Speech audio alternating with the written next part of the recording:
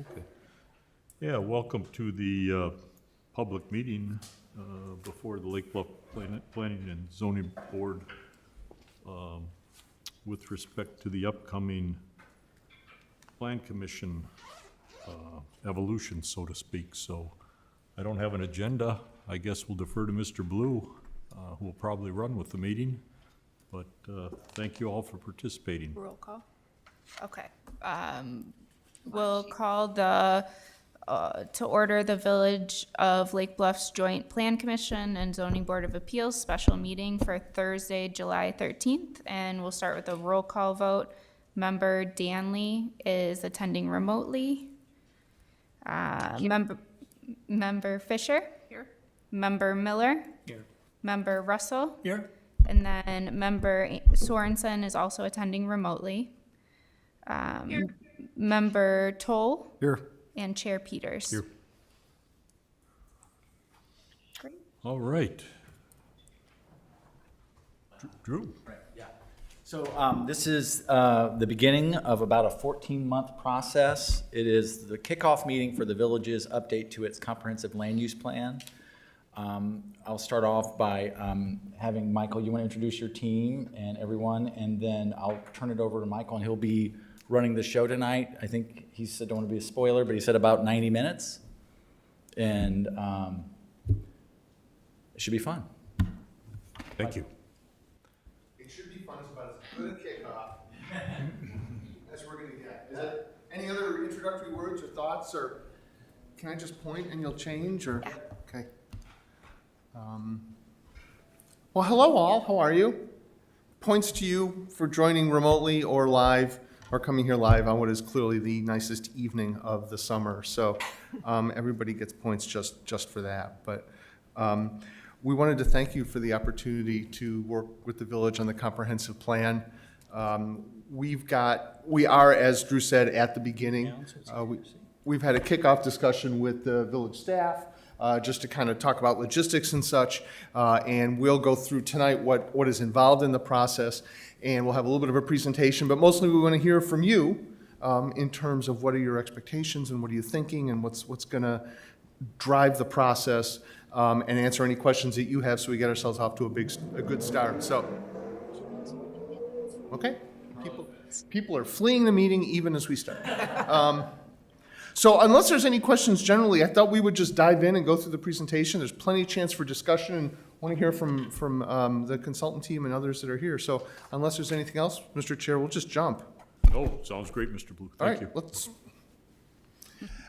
So by way of an agenda, we'll do introductions of ourselves and you all, and then we'll talk a little bit about what a comprehensive plan is.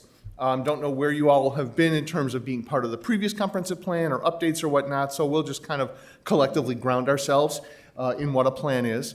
We'll talk about your role as we go through this. We'll talk about the process, what we're going to go through in that 14 or so months that Drew was talking about, and then we'll talk about the future of the village a little bit.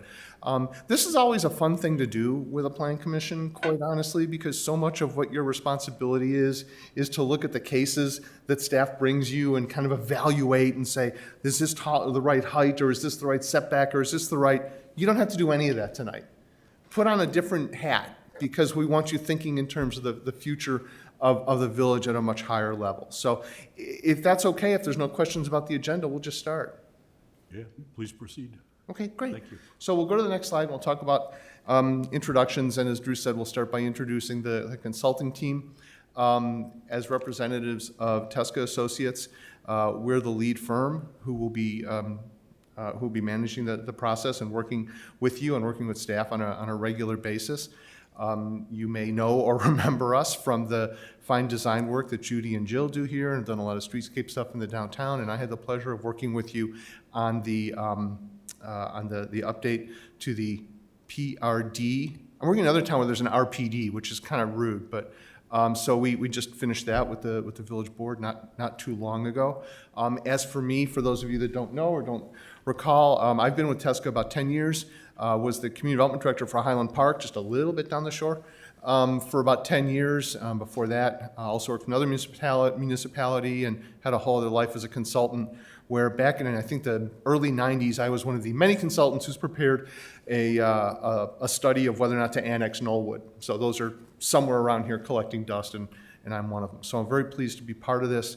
I'd like to ask Andrew, who's going to be the lead project planner, to introduce himself, say a couple words. Yeah, sure. My name is Andrew Dunham. I'll be the project planner, so I'll be corresponding a lot with staff and kind of running the day-to-day operations, helping out Tesca's activities as well as Hay and Associate and Off the Coast. And I look forward to working with you guys. Sounds very exciting.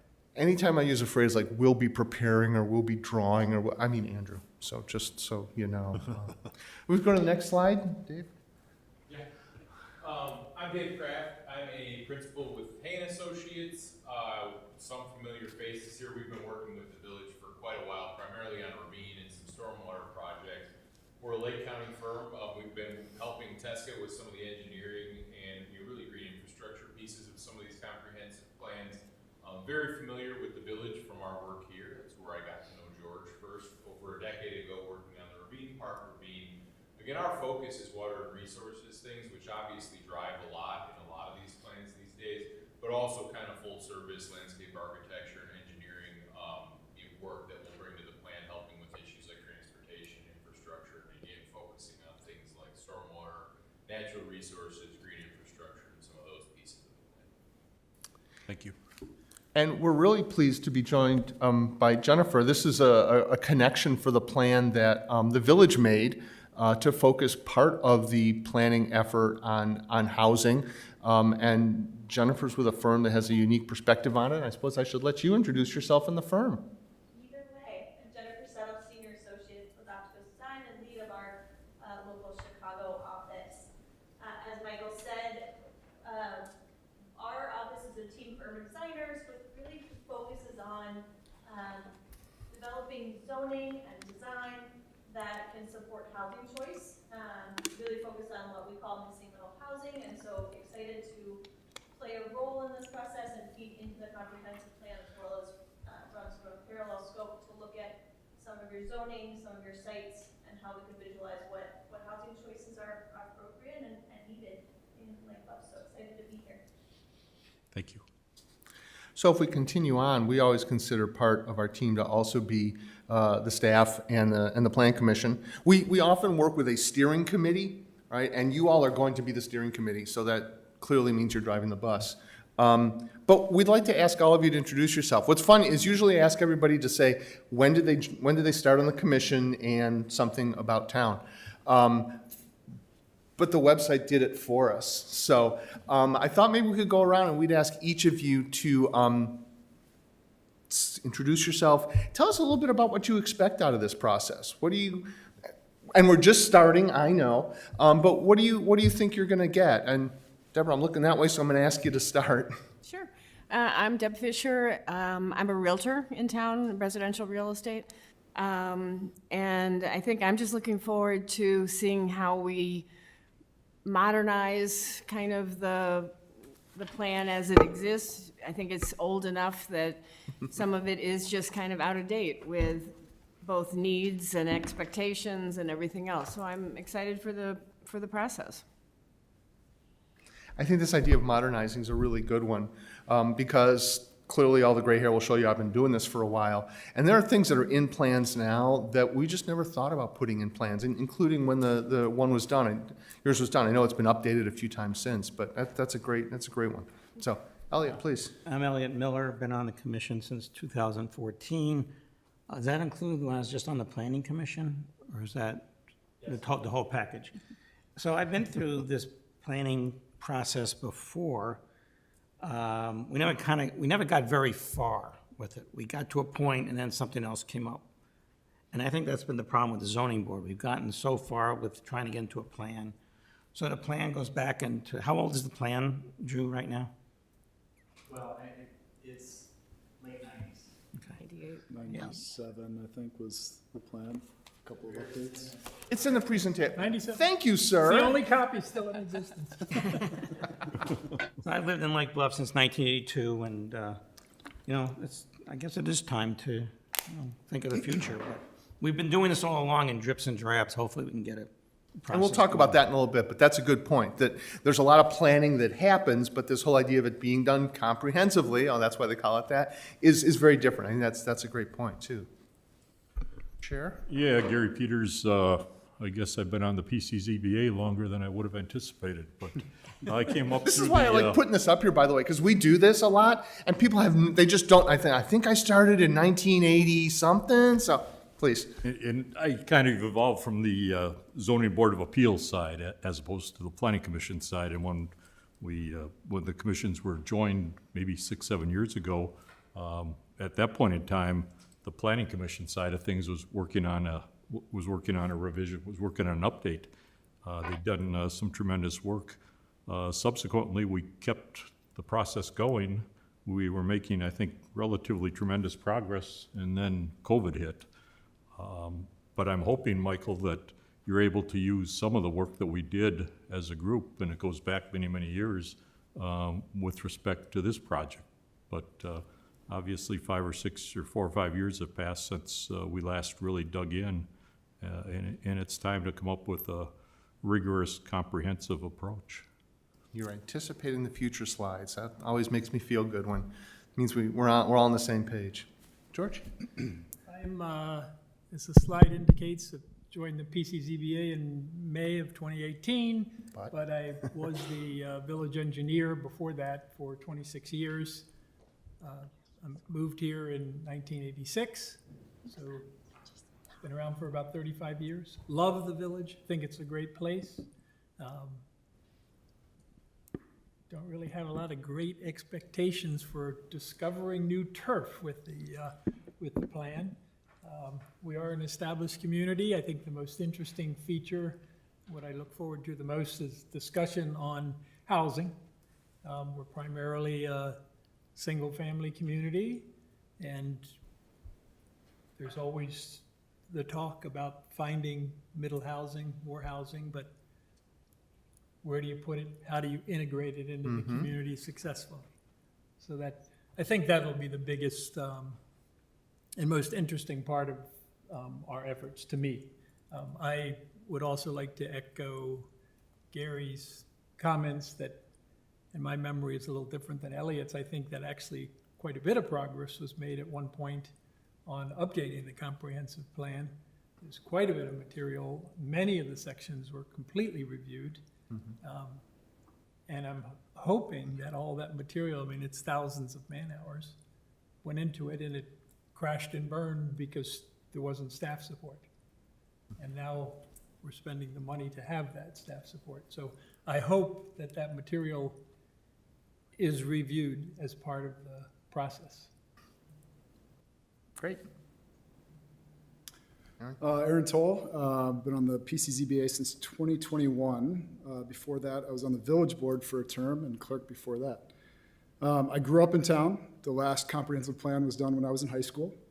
Now I'm raising my own kids here. So I've had the benefit of seeing the changes that have come in the village due to that comprehensive plan.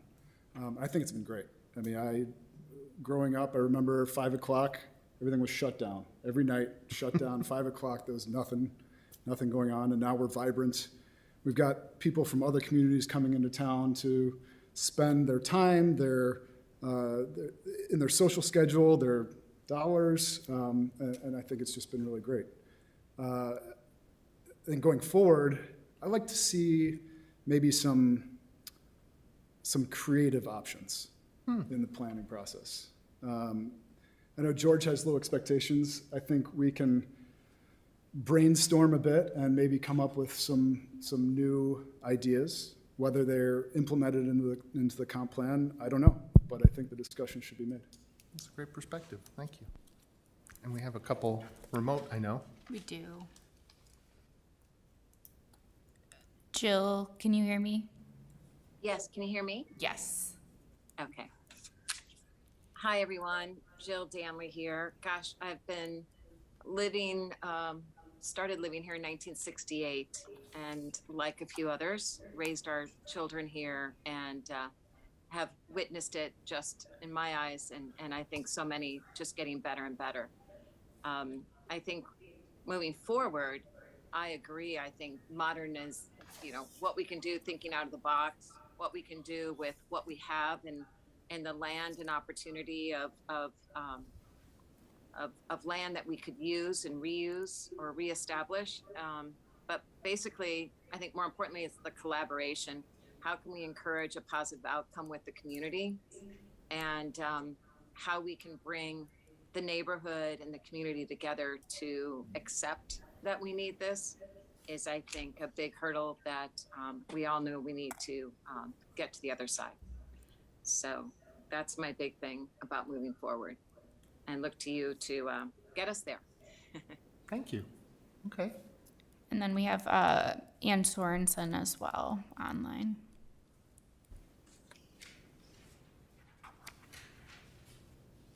Oh, I think you're muted. Am I okay? Oh, okay, There you go. sorry, got it. All right. Mute, unmute, it's hard to tell which one sometimes. True.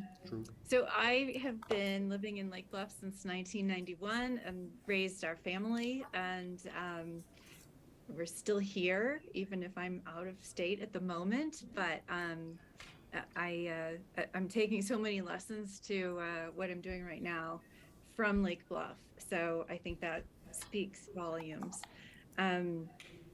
So for this plan process, I'm really looking forward to the visioning part and dreaming big and seeing how far and wide we can go.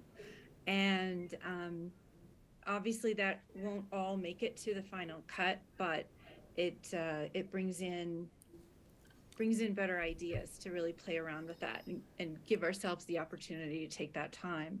And really, I'm looking forward, bottom line, to evolving in a very positive way for our future. Lake Bluff is fantastic. It's gotten so much better since we moved in, and just in a lot of ways, it's a really fun place, and still healthy and positive folks. So I think, as everyone has said, we need to identify future needs. Housing is a primary part of that. But I think as we look around at the climate news over the last couple of weeks, we've been fortunate, and hopefully, knock on wood, we will continue to remain in that position. But we want to make our place, our home, welcoming to as many folks as possible, because it takes a village, truly. And those have been some of our lessons, I think, over the last few years. So I'm really looking to positive outcomes that will drive our ownership and our fellow community members, citizenship. So I can't wait to dig in. That's a great list. Thank you. Thank you all very much for that. So let's keep going. And just, you see up here too that staff is part of our team. We are all the team together. This is not something, I guess that's the most important thing to say at this point is, a comprehensive plan, and clearly you'll get this from the discussion, it's not a technical study. This is not an engineering stormwater kind of study where you get a report. This is something that we all work on together and that collectively comes from the group, not just all of us here, but the residents as well. I appreciate other folks for coming tonight. So let's go on and talk about a little bit what a comprehensive plan is and how we can do that. How do we prepare one, and what is a comprehensive plan? And again, just so that we're all on the same page, and like you said, some of you have been through this, but it's first and foremost, it's a statement of community values and a vision for the future. The plan will have recommendations and ideas about dealing with everything from sustainability to housing to ideas for potential development or redevelopment. If the village is approached with a question about development, the plan should help do that. But really that's built on a statement of values, and I'll talk a little bit about the public engagement part and how that fits into that. But and it'll include a number of insights and recommendations about places and policies. Like I said, are there parts of town that have potential for development or redevelopment? Well, those ideas will be in there. Part of what a plan does is it's a bit of a marketing tool for the community. Different towns, this means different things. In some places, it's about attracting industrial development. In other places, it's about attracting residential development. And here it may have a completely different focus. I'm not really sure, but one of the ways that a plan is a marketing tool is that it helps get grant funds, right? Because the people who provide grants, whether it's the state or the federal government or a foundation or whatnot, they want to know that their money is spent wisely. And a comprehensive plan is a way of saying, hey, we've thought this through. And so a lot of times it helps with that. And the good part of it is it's a guide for decision makers, for you and the village board, other village commissions, for staff. As I always say, and it's in here somewhere else, I'm sure, is the big question is when somebody comes to the community with a development idea, for instance, they say, what does the village want to see here? That's what the question your staff hears all the time. It's what I used to hear all the time. What does the village want to see here? And the comprehensive plan will help answer some of that question. So the next slide talks a little bit about why would you update a comprehensive plan? And you all actually, I don't know, made it just as good a list as this. The idea of modernizing is certainly a fine idea. But there is always a past to build on, and you can't just be stagnant. If you do nothing, you kind of end up going backwards. So building on the past towards the future is really what it's all about, and reflecting the changes that have happened. If town was exactly what it was 20 years ago, think of the changes just in terms of the economy and technology, and it's going to keep changing faster. One of the things that's great about the plan is that not just us as the consultant team, but your staff, yourselves, the village board, other commissions, you get a chance to learn what residents and property owners and other stakeholders are thinking. So there's a great opportunity to hear what your constituents are concerned about, and that's, again, the public engagement part that we'll get to in just a bit. The other idea is to have proactive discussions. And you know this more than anybody else as the PCZBA. When somebody's got a proposal and they come for you, you're kind of reacting a little bit. And that's not the best way to always have these discussions, whether or not it's your discussions about development or the board's discussion about budget. It's great to have this chat now than when something comes up. And then there's concern and opposition and reaction and all that sort of stuff. But to try and anticipate some of those discussions or to set context for those discussions when you do have to have them is really very useful. And I mentioned funding as part of the marketing thing. So this is why you go through the time and the expense of updating, and just part of the reasons. And like I said, you all mentioned some of the others. The next slide is important, and a couple of you mentioned it.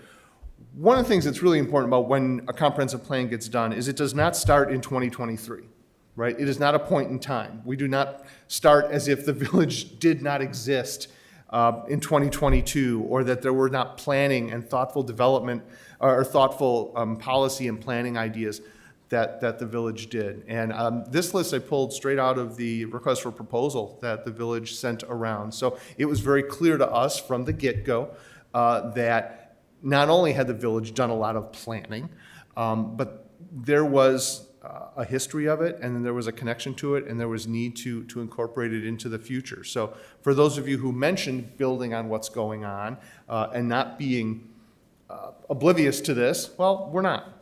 And we know you're not either. So this is an important part of what we'll be doing. What will be in the comprehensive plan when we're done with it?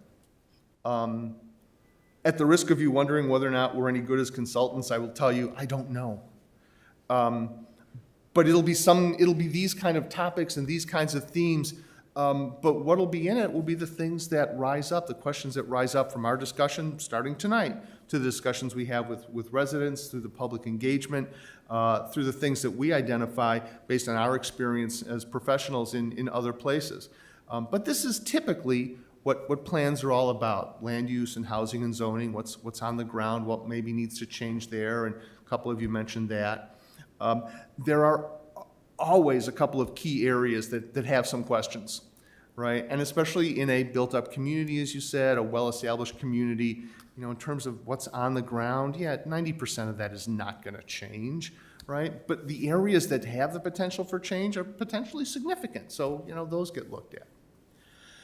Community character and placemaking is something that you have certainly done a lot of here, and so there may not be a lot more to focus on, and maybe it's not so much in the downtown, but in other areas, but that idea of community character is important. Transportation is very different now than it was when we used to do comprehensive plans, or when your comprehensive plan was first done. For so long, it was just about getting around by car, and it's just not anymore. It's not even close. And sustainability is the same sort of thing. You don't have to watch the news very long, or did the sirens go off here yesterday too? Sustainability is an issue, and we're all looking at that. Economic development is one of my favorite things because it means different things to different people. And if we ask 10 people, they would tell us 10 different things. I would tell you that most simply from our perspective, it's the ability of the village to have a strong enough tax base to provide the assets and benefits that the community expects. It's just about keeping, it's more than just keeping the lights on. There's a lot of steps in that, but it's really about how do you have the financial resources to maintain your community. And programs and community facilities and services. Again, this is something that's the issues vary in different communities. Sometimes there's towns trying to figure out, where are we going to put the public works facility, or where are we going to move the village hall? So sometimes this section is a little thicker or a little shallower, but how are services provided is always on the list. And last but not least is implementation. How are you going to do it? And a couple of you mentioned that, we had a lot of planning. We kind of got some stuff done. We didn't do some stuff. We did do some stuff. And implementation is important, and we'll be focused on that. And implementation has got its own layers to it. You can't, I tell this story a lot. I worked in a town once where we had a sustainability plan, and the implementation section was one of these big matrices of what to do when. And it was, I kid you not, it was 18 pages of 8-point type of stuff to do. And the town ended up hiring another consultant to pick the top 3 things out of there that we could actually accomplish, right? So implementation is not just a long to-do list. It's prioritized. It's about things that are most important to implementing the vision of the community. And it's about the things that you can accomplish. We don't want to set things up just so you can't do them, right? So that is Planning 101, the day we spend on comprehensive plans. Let's talk about your role, and then we'll stop and ask about some questions. So like I said, we always think in terms of a steering committee, and that's the hat that we look for you to wear. And what is your role as PCZBA and the steering committee? Is to help us guide the comprehensive plan process. And we will get together like this about 4 more times to share what we've learned, to share some ideas about policy direction and look for your feedback on that. We will come to you and share some ideas on preliminary recommendations on all those things that we just had and get your feedback on that. And when I say feedback, that's really the guiding that we're talking about. And then ultimately we'll bring you a draft of the plan. So we'll look for you to assist with the outreach and engagement. Like I said, there's a lot of public engagement that's part of a comprehensive plan. So at the very least, tell your friends and family what's going on. That's a place to start. As I said, we'll look for you to literally do the reading and reviewing and give us feedback. But most importantly, you're our key resource for making sure that the plan is very much about Lake Bluff, right? That the ideas, the perspectives that we bring as technical experts, knowing the town as well as we do, we really look to you and to staff to make sure that this is very much the Lake Bluff version of the comprehensive plan, that there's nothing that's out there that'll never happen or too aggressive or not aggressive enough. Very interesting to hear some of you kind of have this sense that, well, let's try and think about some things and brainstorm some things, and maybe some of them end up on the cutting room floor. That's great, but let's at least talk about them. And that's really very much going to be your role. So we're looking forward to working with you on that. So any questions about the plan generally or the PCZBA's role in it? Yeah, please. I guess I have one just in terms of, and it kind of maybe goes with what George was saying about iterations in the past. Where does the strategic plan that the village worked on a whole lot and seems to have touched on some of these things anyway, you know, that had huge community involvement, it's not that old. How does that, do you draw on it? Do we reinvent that wheel? But that was pretty exhaustive and, you know, so I just, We learned from it. okay. And we is all of us. So, like you say, there was a lot of discussion, there was a lot of input, there were a lot of thinking in terms of what the ideas are. And so that document and that experience is available to us. So we'll learn from it as we go about thinking through what should we try next. Okay. Nothing goes away. Nothing didn't, you know, even the ideas that, you know, from the original plan, you know, the initial vision probably hasn't changed a whole lot. Right. Technology has changed and science has changed, and environmental, you know, so there, a lot of the technical stuff has changed, but the goal of what the community wants to be, probably not a whole lot different. And we'll talk about that, but it's probably not a whole lot different. Other questions? Yeah, I think you kind of hit one of those points right there, Michael, that, you know, we can't lose sight of our history, so to speak, and we can't lose sight of our principles and philosophies. Obviously, they're evolving and have evolved, but I think it's a village that's pretty steeped in tradition, pretty steeped in its own, perhaps somewhat unique philosophies and principles. So, I mean, we'll talk through all those, obviously, but we just can't lose sight of our past. Yeah, absolutely. And we do comprehensive plans, and, you know, it's charming. The little sign on the wall in the council chamber says, you know, established 1969. You just kind of go, oh, that's sweet, you know. So there's going to be different perspectives from a community like that. So absolutely, absolutely. That's a great point. So let's go to the next couple of slides, and we'll talk a little bit about the process, and just to kind of show where we are and what we're doing. So it's July 2023, and we're here. So that's the steering committee meeting. And I'm going to kind of interchangeably refer to you as the PCZBA and the steering committee, because I like that notion of the steering. It's kind of the driving and the directing. So we're in our due diligence phase. As I said, we've already met and get started with staff. And Andrew and I and the rest of the team have already started to put together some of the existing conditions information so that we can understand what's on the ground in terms of everything from demographics to market information to what parks and community facilities and what are the environmental issues and where are the ravines and all of that. So we're putting that together. What we'll do is we'll come back probably in September and we'll share all that with you. That becomes kind of our collective foundation of what we're going to work from, right? We're going to build from that. And, you know, what we do is we kind of ask you all if we got it right. Did we miss something? What, you know, is this the right approach? Part of that will include a review of the public engagement that we'll do between now and then, and that's on the next slide, so I'm going to hold off on that. But public engagement is not so much a phase that happens second. It happens throughout the plan, right? So we'll have a website, for instance, that's open to the very end of till we adopt. And I would tell you that we read it constantly, and we go back to review what's on it. It becomes an important engagement piece. So that public engagement, it says phase 2, but it really runs throughout the entire process. Once we've done all that due diligence and once we've collected all that information and heard from the community at the first version go around with that, we'll take a shot together at a set of goals and objectives. Like I said, that's the vision, that's the policy, that's the part that doesn't change. And in a place like Bluff, what we do is we go back to the old plan, we start with those goals and objectives. What are the policies that were there, right? And they might be they might have be a little bit older in terms of how they relate to the economy or sustainability or technology, certainly. But in terms of what are the goals of the community, I mean, you all talked about how long you've lived here or been raised here, right? And there's a lot that needs to be carried forward, and that's part of what we identify with the vision and goals and objectives. Beyond that, that sort of gives us marching orders to create those ideas of what should we try. And we do those in terms of physical development, we do that in terms of environment and sustainability. With Jennifer's help, we'll do that in terms of housing.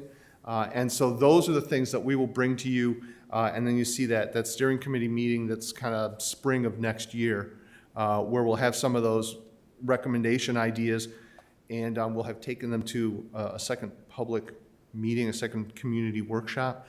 And that's actually the fun one, right? So that's where we'll kind of say, hey, we had this idea for how to deal with this block if it's going to redevelop in downtown. Or this is one of the ideas we have for, as the work gets done and as there's progress up at the interchange at 41, here's some ideas. And we will kick those around and pick those apart and decide what to do with them. So that's kind of my favorite phase of the whole thing, quite honestly.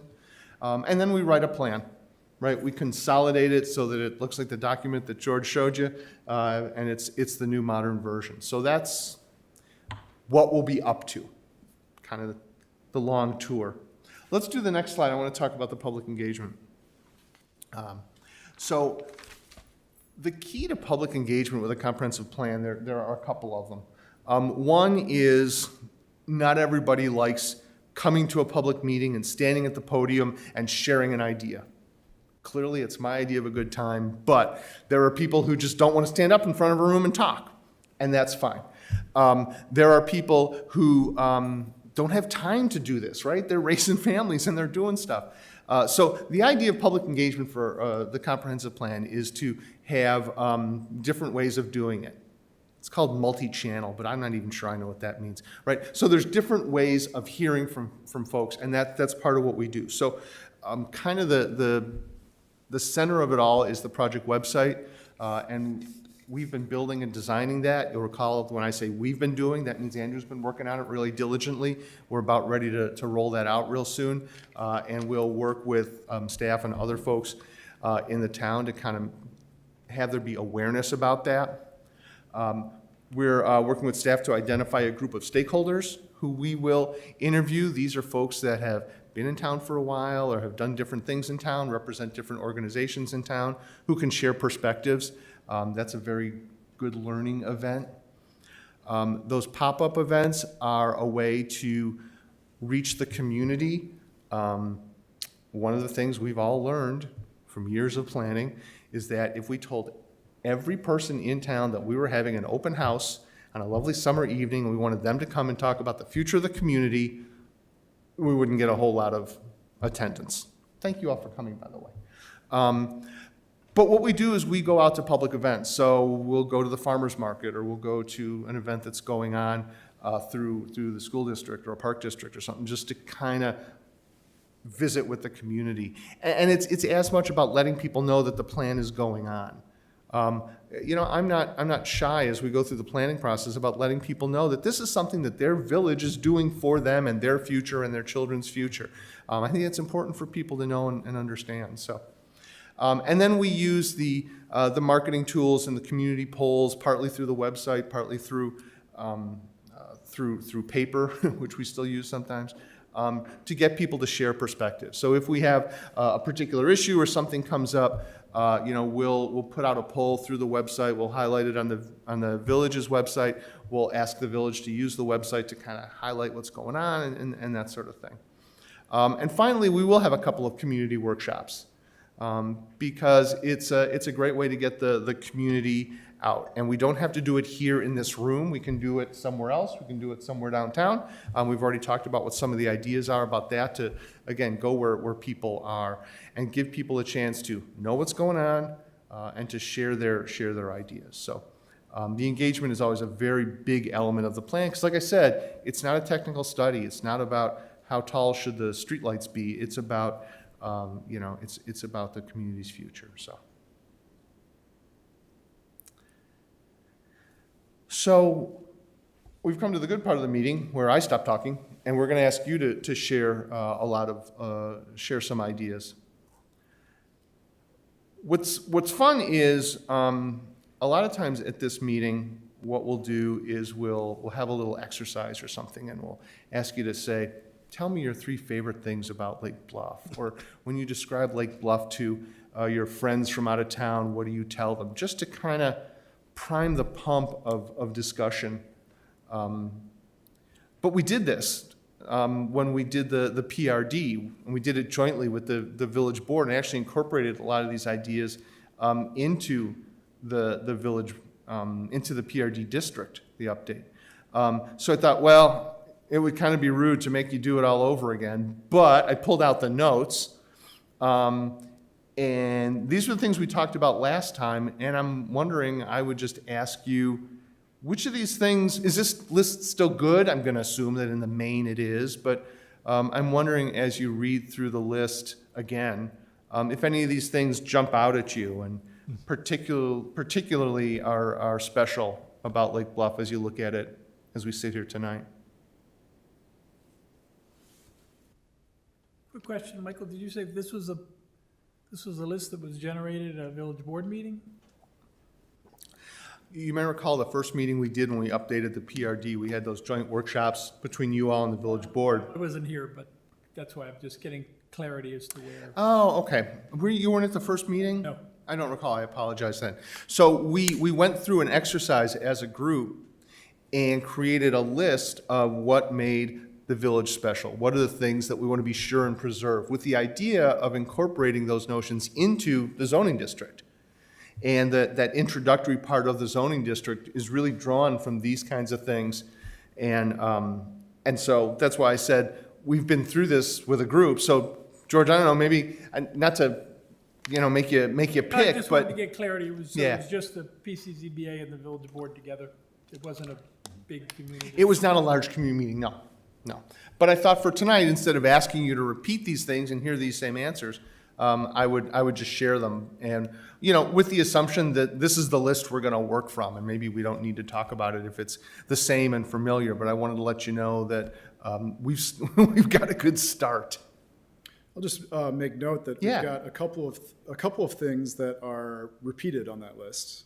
Yeah. Multi-generational, and I'll go into a little bit more on my take on that. And kids run freely versus / not worry about kids. And 2 years ago, my kids were not at that age where I would let them go anywhere. I mean, they're 7 and 5 now, but I'm letting them actually go up and down the street on their bikes and scooters, around the block occasionally.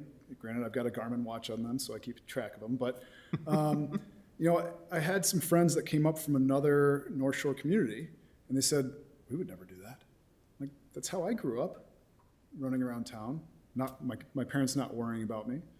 And so I think that, for me anyway, as a parent of young children, is particularly key. And I'm sure you've all seen it, but in the last 5, 7 years, maybe 10, we've started that cycle again, where we're getting all these young families coming into town. And I think COVID accelerated that for sure.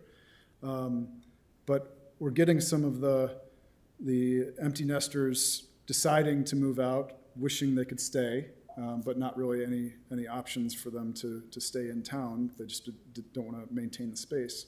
And we're getting all these young families coming in. So I think in the moment, that part is key. The multi-generational, I love seeing the friends of my parents at all of these events. I see my friends' parents every day, wherever I go, whether it's at the library yesterday with my son doing the Lego Club or Bluff on Sunday. I'm seeing all of the parents of my friends that I grew up with. So I think that is so wonderful as well. And then I guess the third one, if I had to pick 3, is community pride. I don't know of any other town in the North Shore. I know of one in Maine where my parents decided to retire to, but have the amount of community pride that Lake Bluff does.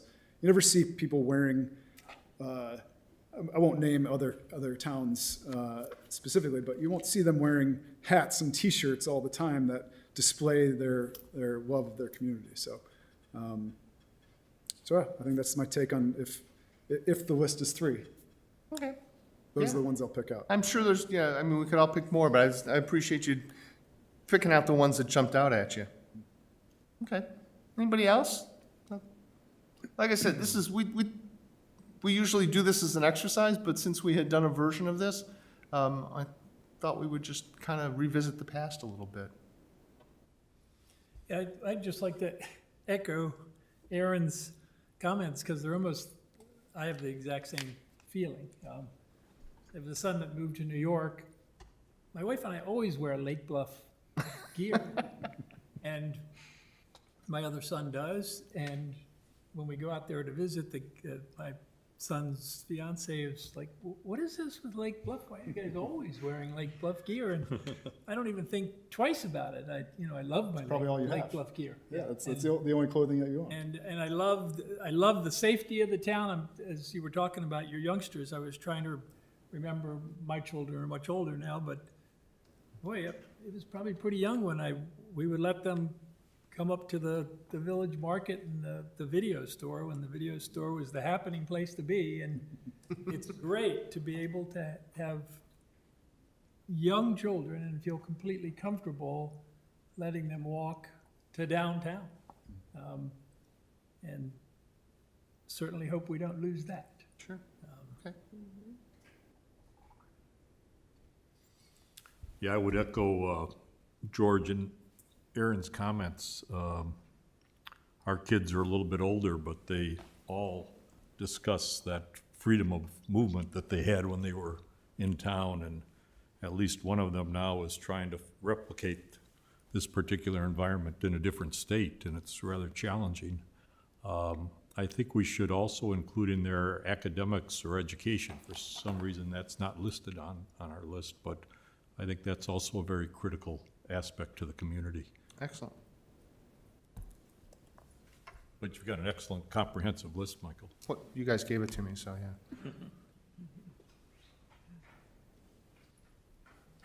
yeah. Anybody? Yeah. Yeah, I guess the only thing that I would, I sometimes kind of dwell on a little bit lately is we have the sense of community and the eclectic sense of town. And sometimes there's a friction between those two. And that's kind of good, and we've always sort of had a little bit of that and everything. It's always definitely been an eclectic town. But with social media and everything like that, I think, we have different forces now that can build community and can also, challenge community kind of quickly too. So, I don't know how that works into this kind of a thing, but I think that's just a rub that happens sometimes, for the better and for the worse. Yeah, it's an interesting take. Okay, thank you. Add one thing. On that list is recreation. And in my mind anyway, moving into the future, I think we have an opportunity to really embrace what we have and expand it. And a lot of the recreation that we have in Lake Bluff is governed by another board, by another body. So I think we have the opportunity to partnership with the Park District more than we have in order to really take advantage of those opportunities.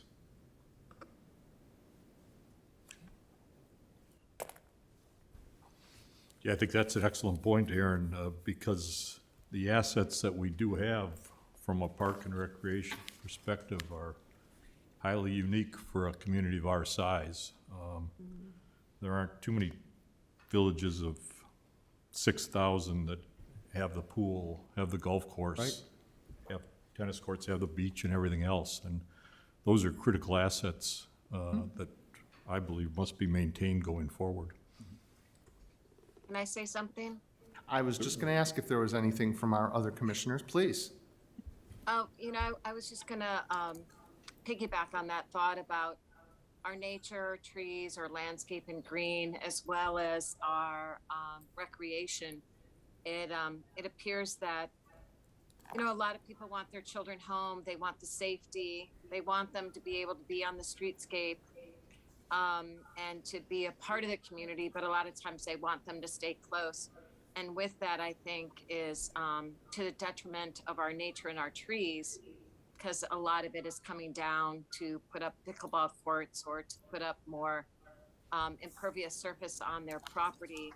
versus if we could perhaps work closer with the park district and again what is our sense of community versus living within your confines of your property, and how does that affect one's neighbor, and how does that affect our nature and our trees and our landscape is something that we're really at a pivotal point right now to not only we are working on the tree ordinance on our committee, but just that bigger impact of our community and what does that really mean in a sense of living with safety in the outdoors, but also our trees and nature.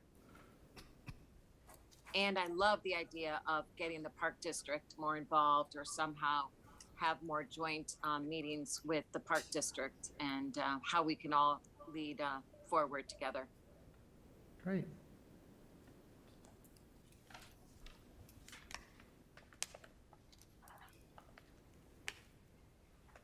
So we have one more. I didn't know if you wanted to hear from everybody who's here. I think there's a question or a comment. Yeah, I'm certainly not opposed. Please. So, I'm gonna jump in. Jill, that was really well said. I think I was taking down notes. I'm up to 5 things, and then I keep jumbling them together. So, the eclecticism of the community, I think, is what drew us in the first place, and nurturing that is sort of an important hobby, if possible. It's really important. And what I've discovered over time is just the huge diversity of interests that fellow residents have, including diversity of interest in recreation, which is fantastic for our location. And another point to looping in the park district more and really seeing a process together where we're going forward to protect our natural assets, which are abundant and fantastic and in really great quality compared to so many other places across our country. So we're really fortunate. And I think there's a lot of ownership of that, so we should build on that. And then I think I'll just, I agree that the safety of the town, when my kids come home, it's so amazing for them to be able to walk around and not have the sense that they're in a big urban environment that they might have now. Other people up and down the North Shore have commented on how fantastic it is, even though this can be a double-edged sword for some folks, but how fantastic it is that we have so many volunteers and that we rely upon volunteers, but it also is a way for people to demonstrate their ownership and their love of community. And the last part that I really want to echo is the multi-generational. When we moved in, we had a couple that was next door to us who had raised their 3 children, and they were just fantastic to have next door. They were sort of an entree into the history of town because they had both grown up here, and it was wonderful. And they had to, like so many folks, they had to move out to a different location, and sometimes that's necessary for good reasons, and sometimes if the only reason is that it's financial, it would be nice if we can find some middle ground for a lot of these people. So, as we all age. Okay, thank you. It's a good spot here. Raise your hand. Yeah, thanks.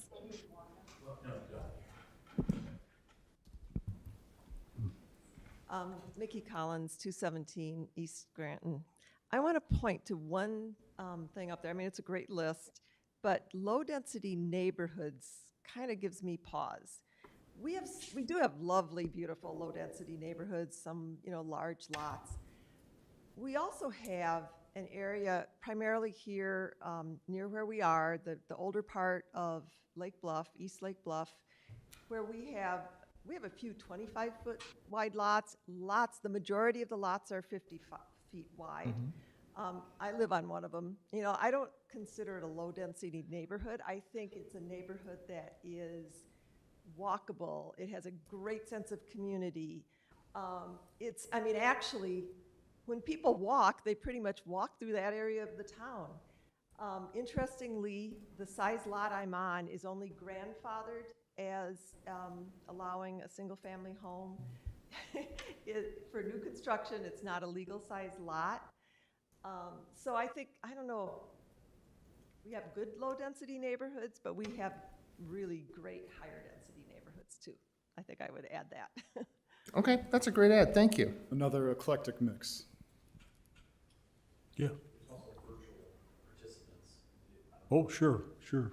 Claire, if you want to access them or give them access, thank you. Michael, you're a big draw.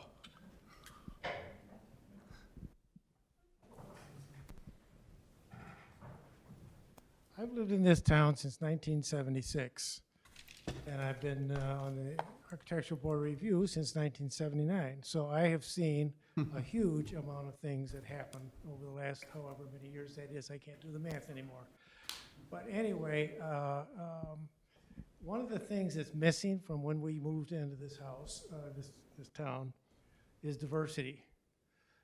When we moved here, and those of you who maybe have been here almost as long as me, there was characters in this town. Every house didn't cost $1 million. And there was really a diverse bunch of folks that gave the town a different character. Now I feel that there's a lot of homogeneity, if that's the word, in town. And I think that's a detriment. I think some of that has got to do with the housing. And it's just a side effect of my son was 3 when we moved into this town. He had a friend named Andrew Bird. Maybe some of you have heard of Andrew Bird. Andrew Bird is a world-famous musician now, and he writes songs for all kinds of people. But he writes songs, and he'll listen to his song, and he'll talk about the Silver Bridge. You know what the Silver Bridge is? The Silver Bridge used to be on Moffett. He talks about different things in town, and if you didn't live here, you wouldn't know what he was talking about. But these are things that you know have carried over for almost 50 years. But again, going back to diversity, it's something that's missing, and I don't know how you get that back into the mix of Lake Bluff.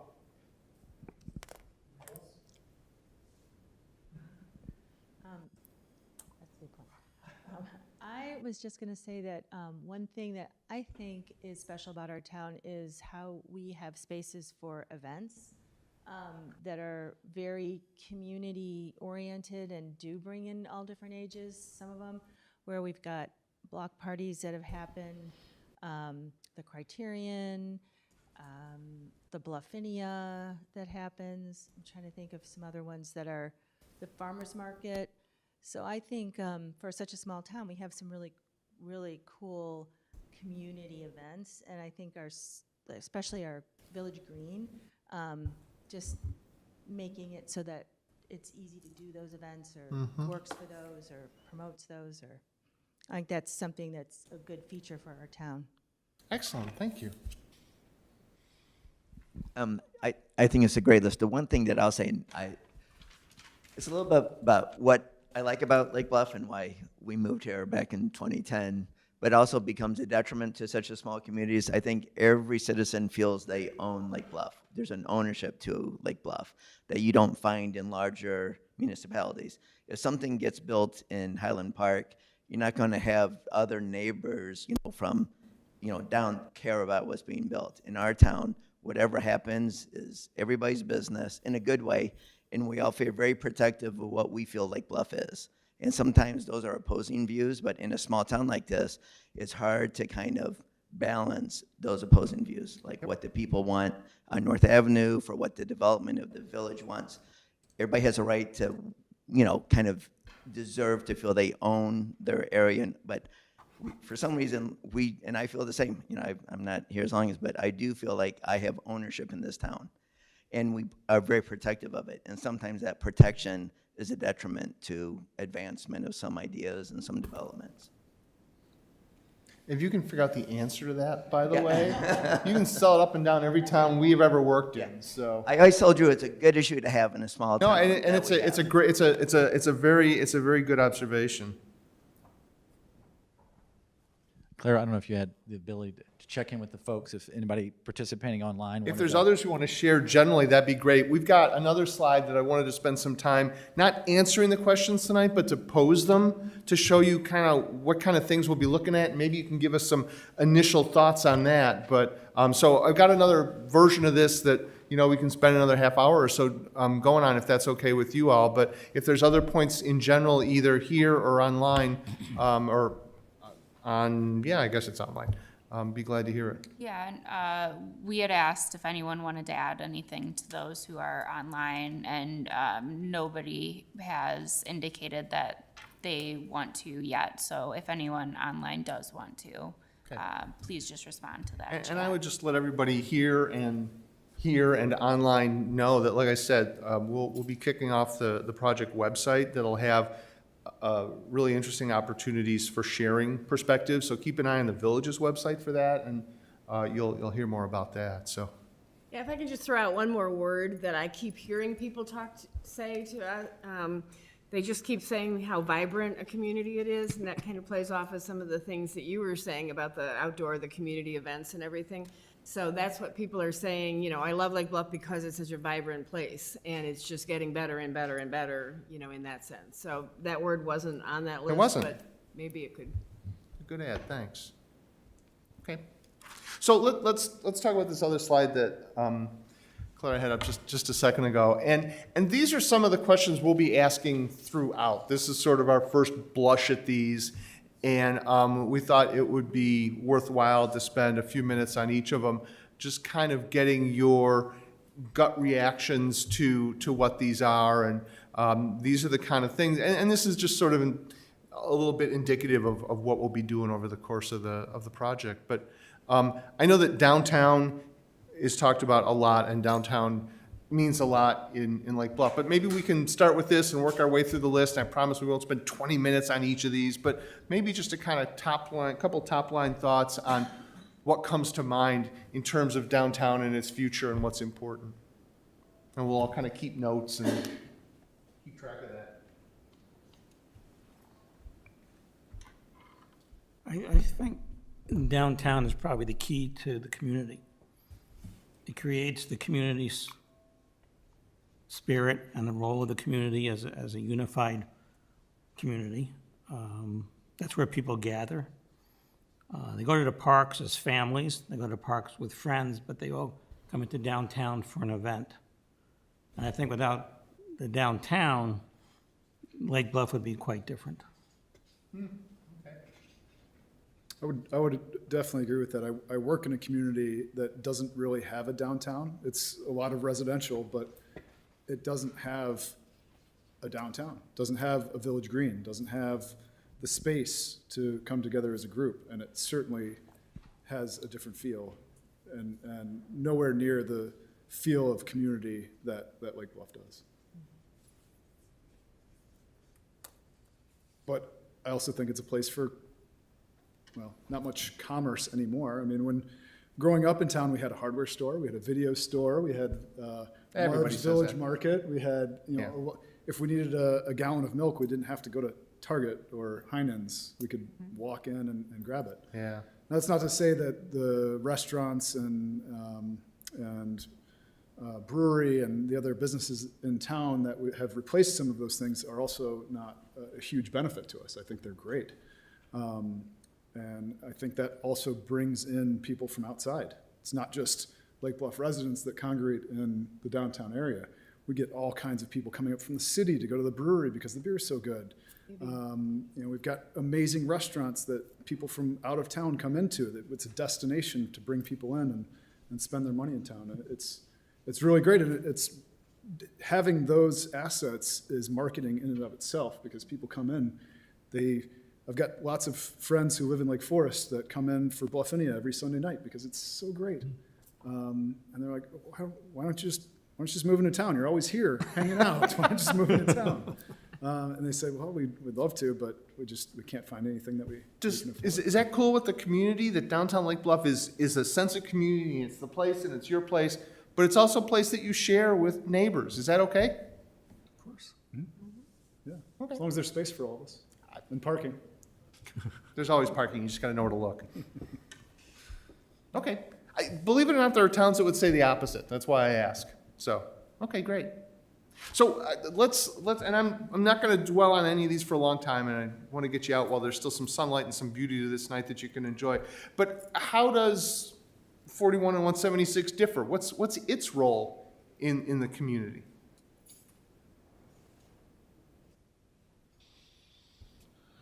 Other than getting milk, as somebody said, right, you said you gotta go to Target to get milk. Well, at 3:30 in the afternoon, it's a problem. Traffic's an issue? Big issue. Big issue.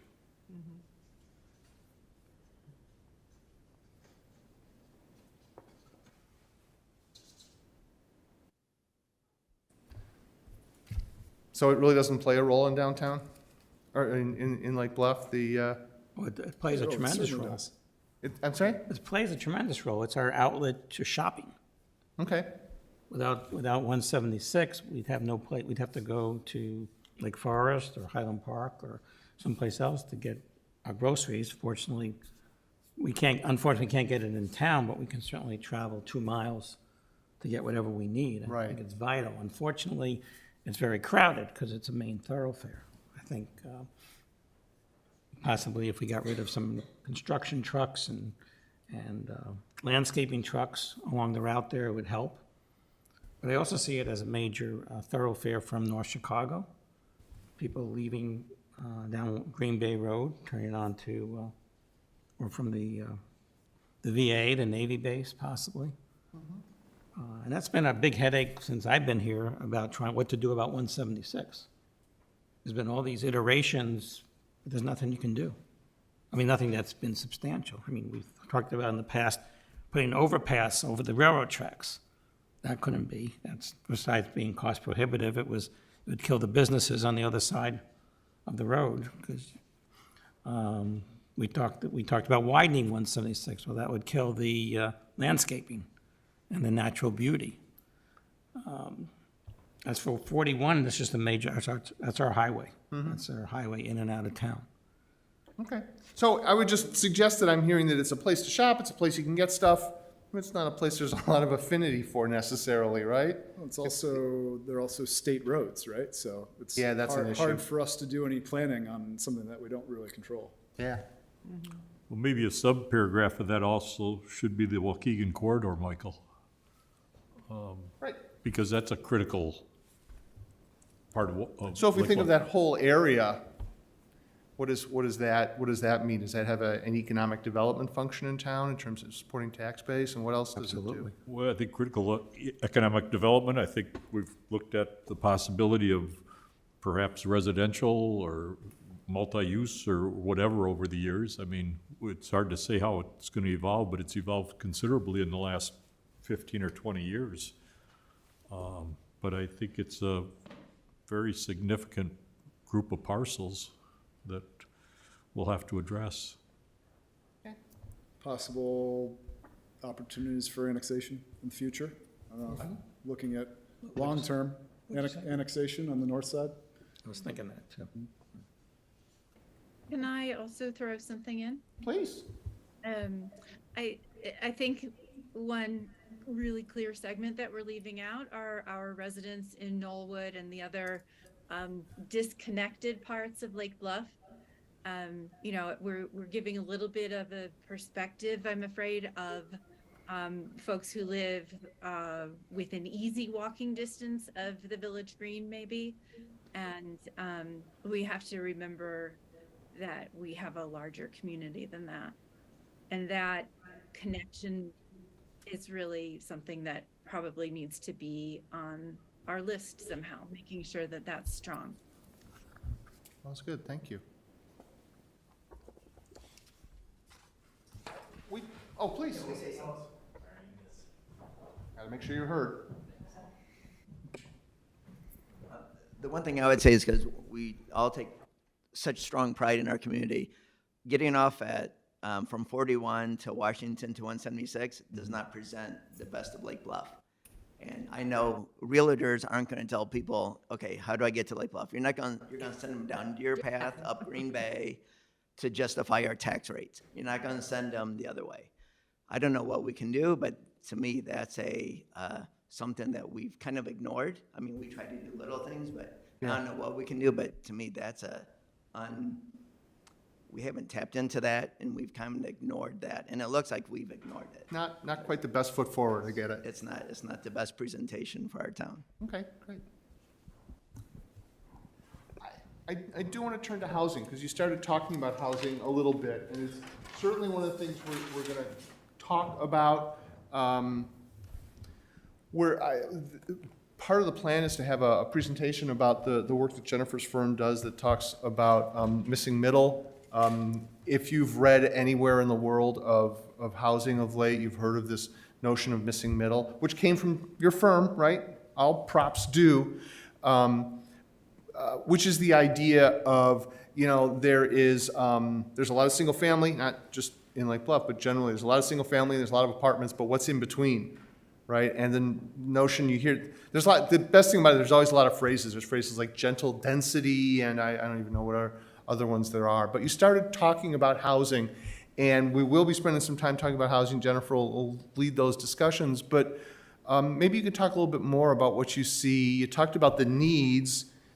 Maybe something about the opportunities. What chances or what opportunities do you think there are for more of the same kind of housing or different kind of housing? What comes to mind? I think that's a very unapproachable subject in this town. It's a very unapproachable subject in this town? Not going to happen. You talking affordable housing or Affordable housing. housing diversity? Because they're two different things. Yeah, probably a little bit of both, mostly affordable, but housing diversity sort of points to affordable as well. The land is so expensive that you really have to have somebody subsidize any kind of affordable or middle housing, I think, in this community. I guess, oh, go ahead, Deb. Did you have something? Deb, you had your hand up. Well, one thing that I've always kind of wondered about is the whole, that area east of Pasquesi, the light industry area, to me, I wish those buildings were older and prettier, that we could just transform them into something, but some of them may not be as functional in the future going forward, and couldn't that be a place where there could be some, apartment houses, bring in young people that work at Abbott, that work at AbbVie, just lower cost housing that could just kind of make it a more vibrant area right there. If that could be mixed use, I would love to see that. But I know there's big, heavy equipment, and I know there's challenges, and, but I'd love to explore that. I just wanted to give you the opportunity if you wanted to comment on this or maybe dig a little deeper into the question. I know we'll have plenty of opportunity, but I apologize for putting you on the spot, but if you wanted to, I didn't want you to miss the chance. No, so far I think this is a wonderful start to the conversation and sort of that dichotomy of how do you, where do you go next? What are your options?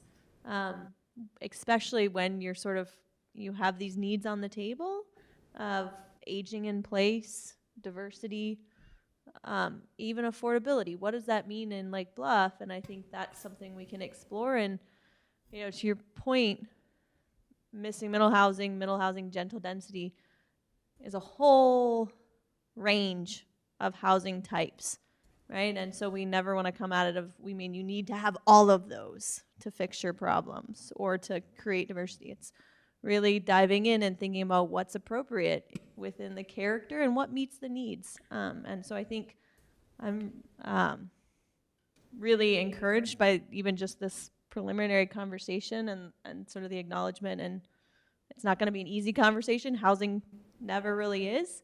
And our hope is to just sort of dive in and think about what are some of the misconceptions and what are some of those opportunities, and sort of get past that to talk about what would be great in Lake Bluff. So that's all I have. But Thanks. I'll make one point on that. We've been talking about this for years. And I think we all agree that it's important to us to have housing diversity, and we may have a different opinion on what diversity means, whether it's financial diversity or diversity in space, maintenance level, et cetera. But the village in general has taken a passive role.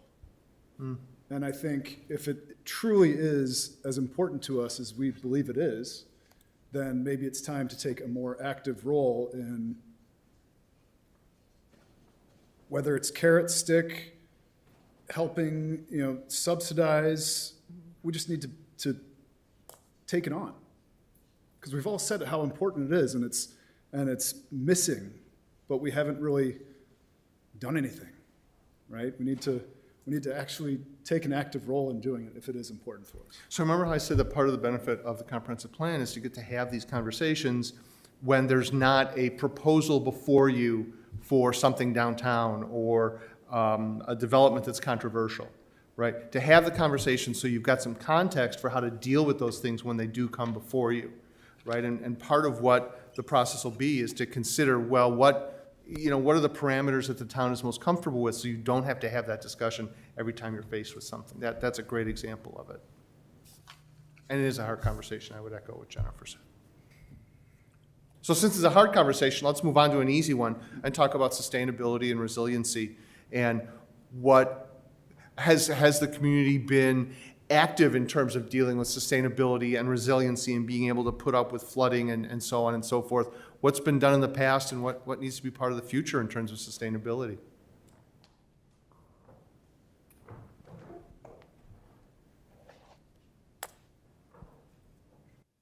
George, you're the engineer. That's what we need. Which hole should we dig to put a big tank in there? No comment. I'll just say that I think our sustainability and community enhancement committee has done a good job. I think they've come up with some great ideas. I wish they would be I wish they would do more, come up with bolder ideas. The village board can always say no, but I feel like they could come up with some more creative stuff.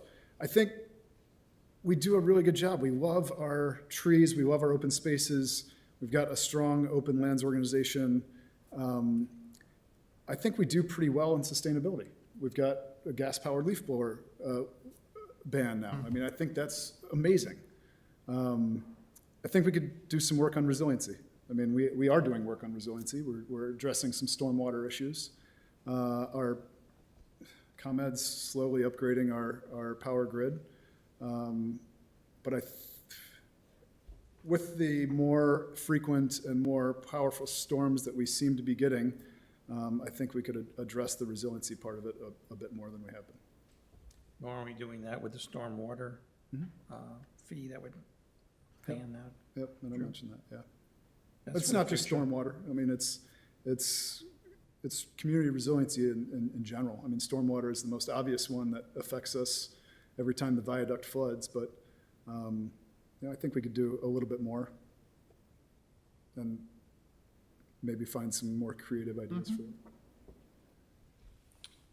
Well, and when Dave and I have talked about town, we've talked about all the work that he and his firm have done in terms of ravines, and have talked about ravines are a great example of this because you can either manage them or you can watch them go away.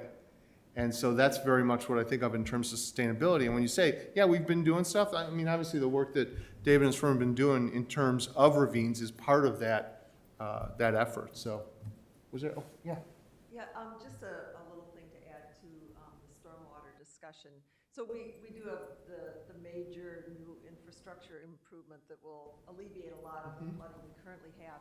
But some communities are starting to look like they overlay the maps of flood zones with zoning, which we don't yet do. Like zoning is kind of, you get the same amount of impervious surface no matter where. You can build, your buildable area is the same regardless of whether you're maybe in a flood zone.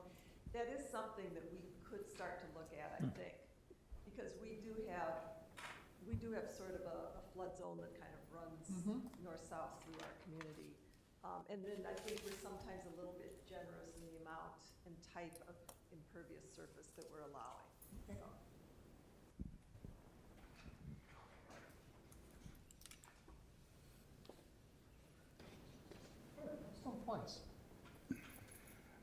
So I'm just going to keep this going. Like I said, I just wanted to kind of touch on these so that we could get a sense of where you're at. You get a sense of the kind of topics and discussions we'll be having. But so we talked a little bit about transportation and the challenges that happen up 126, especially at certain times of day. Got that. Are there other transportation needs or concerns? There's a metro station. I think we're fortunate to have the metro station. Yeah. From what I've seen, taking the train downtown a couple times in the last week or so, it's becoming more and more vibrant again, which is With the very construction encouraging. on the highway, of course. Huh? Took me an hour and 40 minutes to get to Lincoln Park a couple weeks ago. It's awful. But yeah. I think that we're lucky to be doing this now rather than 4 years ago. Right? I mean, we probably would have had different answers to this question and the next two questions if we were doing this in 2019. Yeah. And it may get back to that at some point, but I think we need to address the changes that have occurred in the last 3 years. Because these last three questions are different now than they were.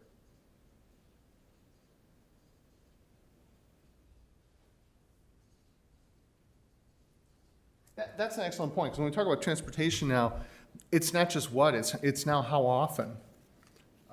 You know, we've was on a project and we talked to developers about areas that are now closer to downtown than they were. Specifically, even Lake Bluff and Lake Forest are thought of by potential residents as being closer to downtown because I only have to put up with it 2 days a week or 3 days a week, right? And so it changes the way that people work. And I think that's a really good point that I don't think anybody has figured out how all of this hybrid working thing is going to settle out yet. But the idea that it makes us look at transportation very differently, I think is a very good point. And we will. I also wish there could be maybe some connection between like the metro station and that light industry area, you know, because if that was to develop, how do you get people from, other than more cars, how do you connect those?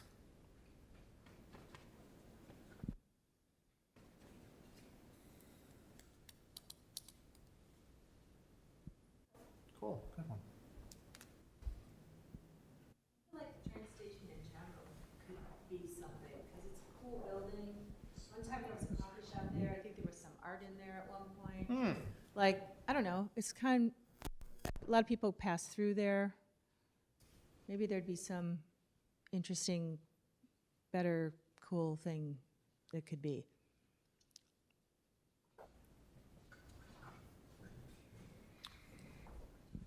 Drew, is it owned by Metra, the train station? Union Pacific. UP? UP. They lease it to Metra, and we lease it from them. We're the tenant. We've had multiple tenants over the years, but right now there's one tenant at the moment. It's a tough space, right? Yeah, but it could be something. Yeah.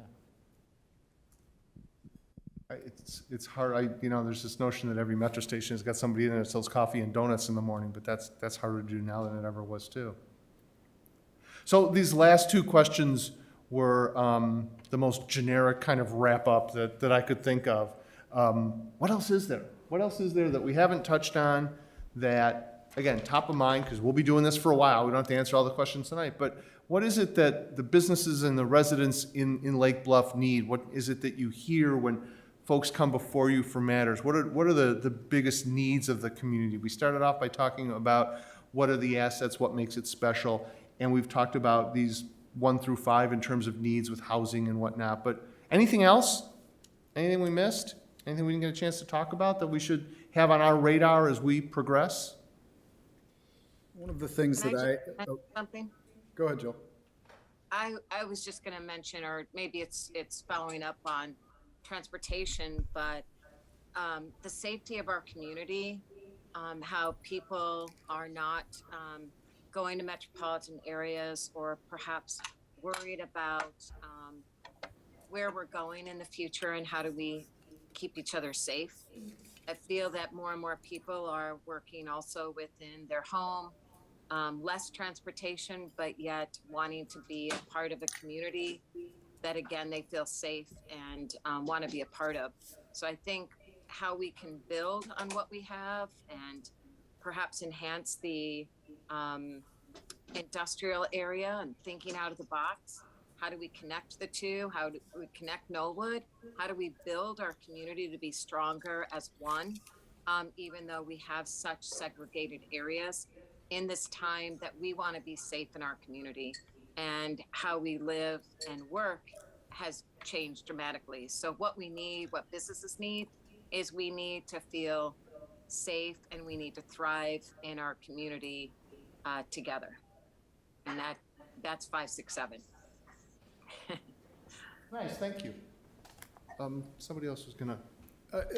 I would say for the residents, ultimately, in my mind, and what I tell my friends who don't live in town about why I live in town and pay the taxes that I do, is because I believe that I truly get the value for my tax dollar. And I think that is what every resident really, in the end, wants to know, that yes, we pay high taxes, but we're getting our money's worth. And that's why we live here. Granted, there are other communities that pay a higher tax rate than we do, but their assessed values are significantly lower, but we do pay high taxes. And specifically comparing to Lake Forest, those are the friends that I'm referring to, that I get my money's worth. I get my bang from the buck here. Okay, that's a good one. Excuse me, but on the other hand, some of us would appreciate a lower tax rate. You know, if you could find some means of giving us a little bit of relief, it would be okay. And I tried to do that, if you remember. Both of those things can be true. Thank you.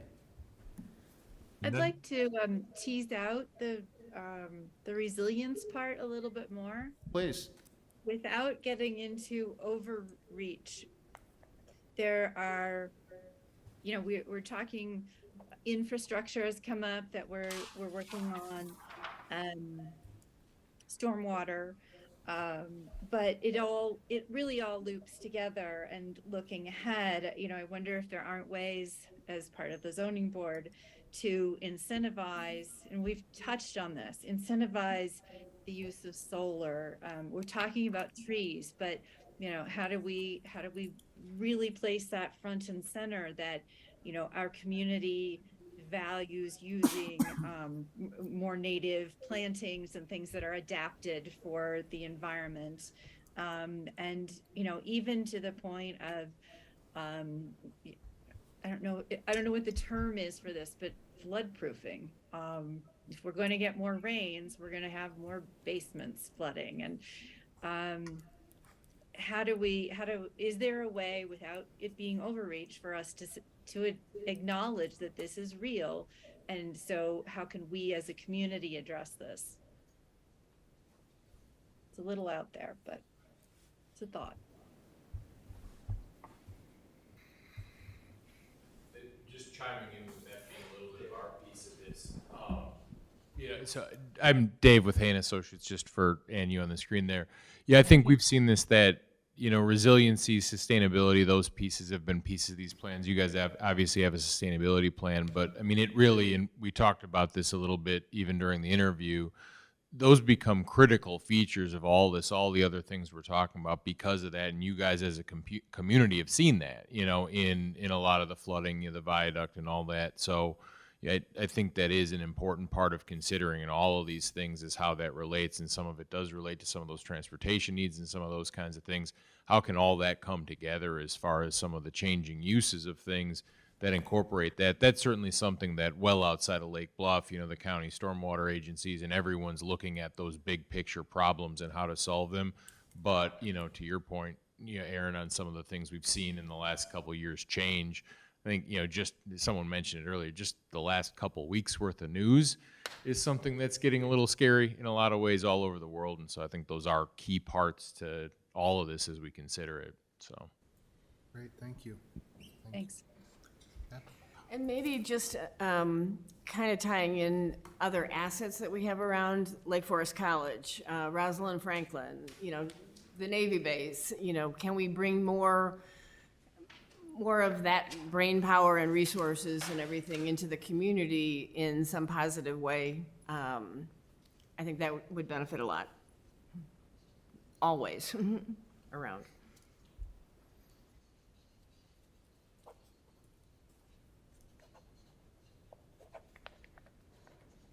And that's a great point. It's not something that we talked about a lot, but it's something that comes up in comprehensive plans, this idea of partnerships, right? We don't all live within just the borders of any village.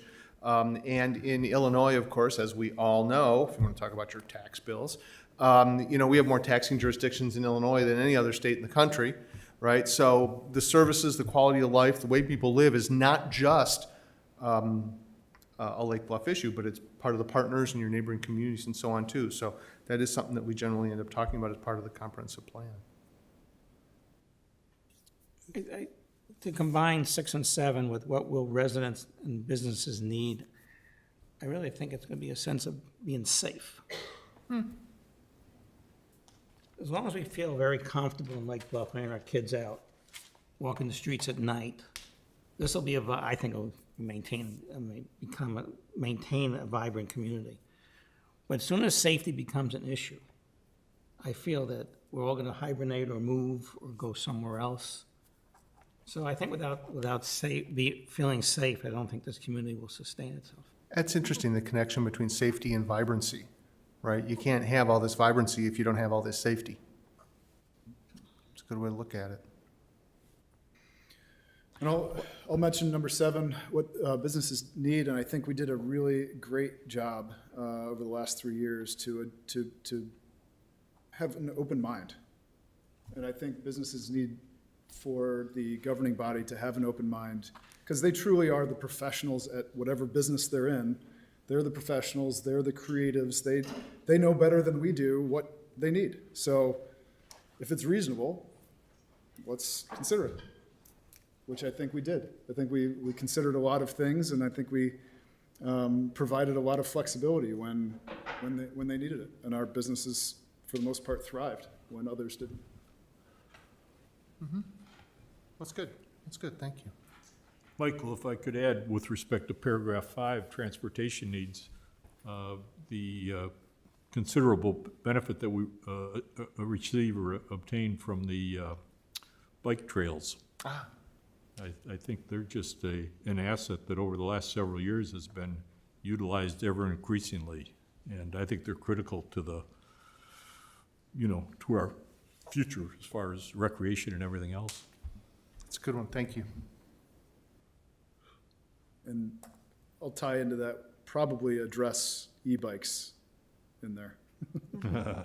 E-bikes and e-scooters. As we age. I saw some kids on e-bikes probably going 35 miles an hour on the bike path. They were wearing helmets. Thank you.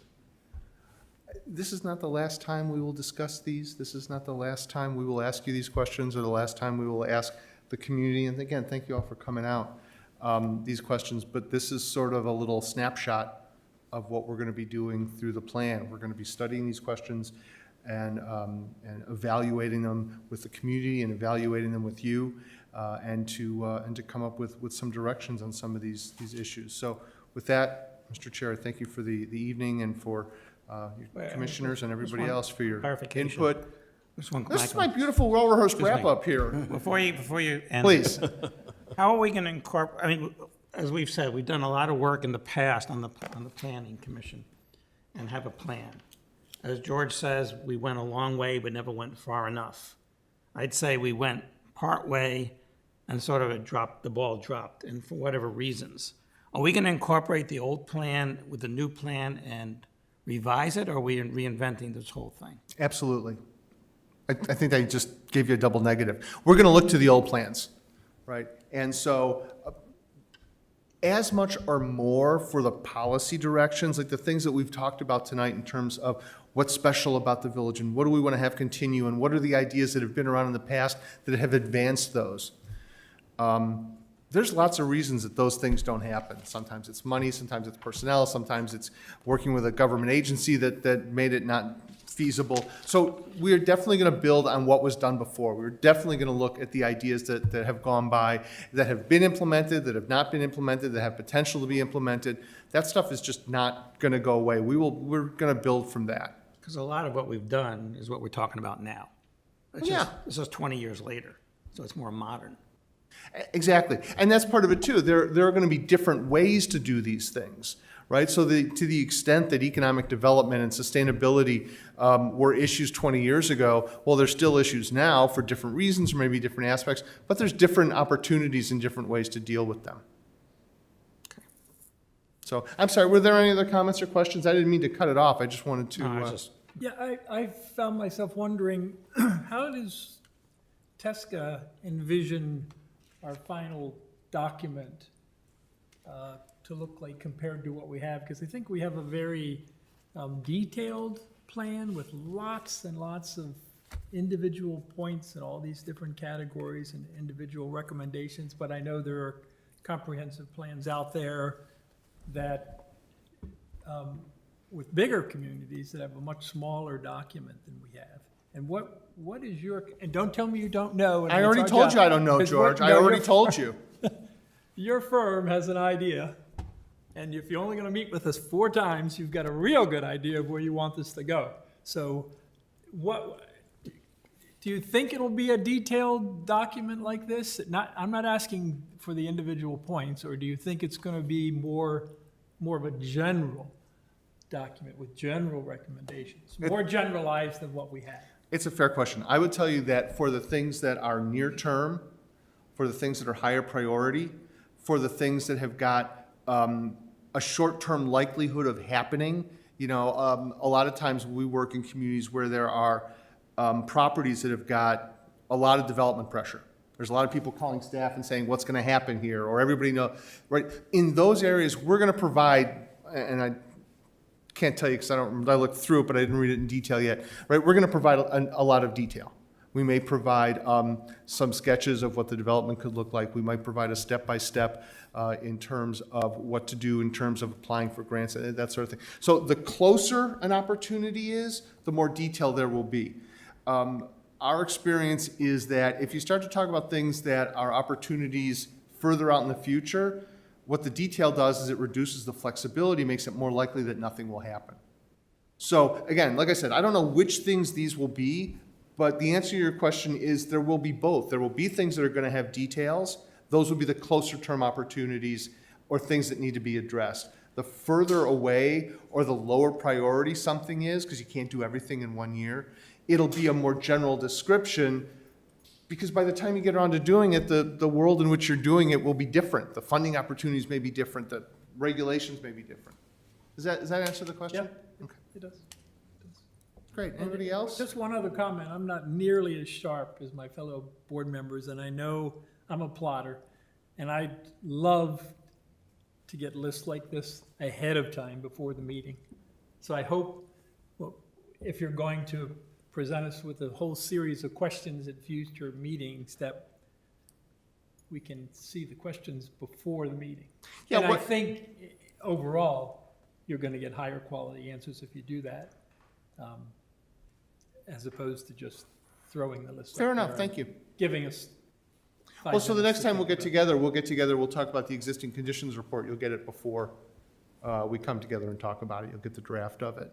It's not done until you're all done with it, but we'll get that to you in advance. The next time we get together, we'll be talking about goals and objectives. You'll get those in advance. We might even turn that into a survey. So this was more about sort of the experience of what we're going to be talking about was our intent than to have the right answers here. But I appreciate what you've said, and we'll certainly be attentive to that. That's the question I asked.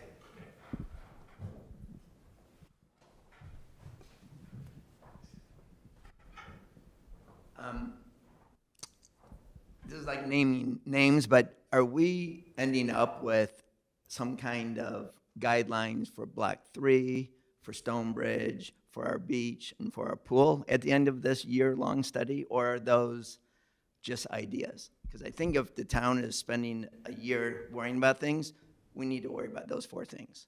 And it'd be a shame not to have that part of this discussion in name, not in generalities. But every day I get asked, what's happening with that? What's happening? You know, every day those 4 items come up in our village. And we should be able to focus on that. If not, I'm not going to say this is a failure, but it's a lost opportunity if we don't start addressing that as a village so that there's some type of comprehensive plan for that. I would tell you that Block 3 and Stonebridge are probably the 2 best examples of what I had said to George in terms of things that are closer term opportunities or concerns or where there's more development pressure. Those are the things we look at in more detail. So yes. It seems to me that when all is said and done, the major pieces are going to require land. And land is something that we don't have much of, other than Stonebridge, and you know where that went sideways. So I don't see that as being a productive thing in the near future anyway. But I think somebody needs to start thinking outside the box on how do we utilize the land that we have. I mean, the whole industrial park is full. I don't think there's an empty parcel out there. And you know, there's just not much space to expand whatever the expansion needs to be. So, I mean, it seems like we can have all the great ideas about different kinds of housing and different kinds of, you know, facilities, but we have to have a place to set them on. And that's where, again, to go back to George's question, that's where the plan gets a little bit more general, right? And so that maybe the industrial area is a great example of that. It's full, it's thriving, there's people moving in, it's getting, you know, it's doing okay, right? And so that's not the sort of area where, you know, there will be 15 things to do to make sure that it's great. But it'll talk about things to perhaps consider in the future. Maybe there's some of those incentives that people have mentioned that we can talk about. You know, we haven't talked to folks in that area yet, but that's a good example of where, yeah, that's one of the issues, but that's probably going to be a more general description of how to approach it, because it's not a tomorrow, it's not a pressing kind of thing. But it's important, so we can't. What there is disappearing. And again, the idea is to look. Some of what we do as part of the plan is we look at the community as it is today in light of national trends and national development practices, right? You don't have to drive very far up and down 41 or 94 to see more huge industrial buildings than you ever thought you'd see in your life, right? And so all the plans are done in the context of that. The industrial area is not quite that kind of build me a 300,000 square foot office industrial development. But when we talk with the folks that build those kind of buildings, they tell us there's just as much demand for people in smaller spaces. There's as much demand for 5,000 square feet as there is 300,000 square feet. So somewhere in the middle there, that's kind of where that industrial area is. So that's the light that we'll look at it in. And again, if it's generally doing okay, but there's just some turnover, that's one thing. If there's really a problem, well, then we'll have to look at it differently. Please. I actually came here tonight because of my interest in the industrial area. And I was really pleased to hear comments from both Gary and Deb about the potential in that area. I mean, granted, there are buildings there, but you know, all you have to do is drive past the whole campus for Allstate, and you can see, what is it, a 7-story building that's currently being demolished. Buildings come down all the time for a better use, right?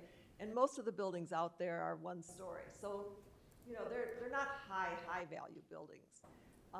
And I just feel, you know, we have the hospital expansion going on less than a mile and a half down the road from that industrial area. Mm-hmm. So the hospital is going to double in size.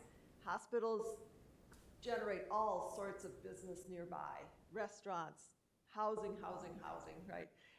But I'd also like to see a hotel in that area, because when I mentioned I'd like my taxes to come down a little bit, I kind of like the idea of a 14% hospitality tax maybe generated here in our community.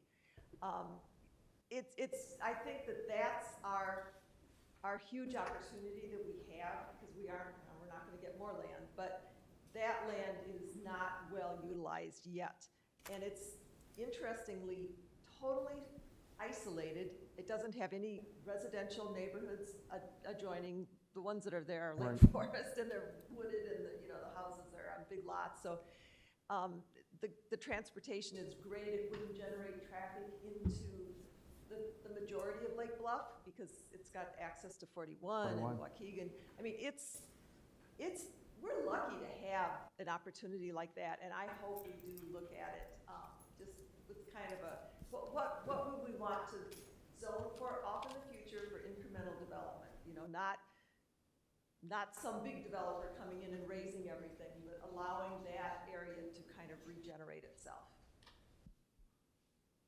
You're not inviting the Bears to build a stadium there, Mickey? She didn't hear you. No. It's okay. We can just spend 1 minute wrapping up on the next slide to talk about what are next steps, and I've kind of been through them, but so in terms of what we're working on, as I mentioned, we're looking at the existing conditions, community analysis. We'll be starting all that public engagement I talked about. We would look to you all to spread the word, like I said. If it's been a while since you looked at some of those other plans, if you're poking around the village website, turn through some of those things, because that's what we're doing. And that's where a lot of the thinking and the direction of what are the appropriate policies and ideas to build on and modernize, as the word a lot of you used, are going to come from those plans. So, if you have a chance, give those a look. And as we said earlier on when we looked at the flow chart, we'll be back in a couple of months talking about that existing conditions report. So if there's other questions, we're glad to answer them. If not, Mr. Chair, I give you back your meeting. Well, thank you very much, Mr. Blue, and thank you to your colleagues and the members of the public that came out tonight. I think it was an excellent preparatory conference, and I think we look forward to the progress that we'll make going forward. Thank you for your very much. Thank you for your time and your insight. Motion to adjourn. Second. All in favor? Aye. Aye.